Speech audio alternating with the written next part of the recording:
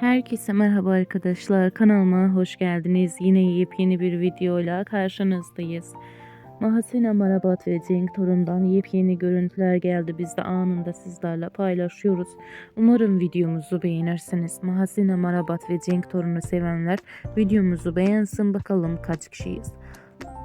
Ayrıca Cenk Torun ve Mahsine Marabat'ı yeniden birlikte görmek isteyenler videomuzu beğensin. Bakalım kaç kişiyiz.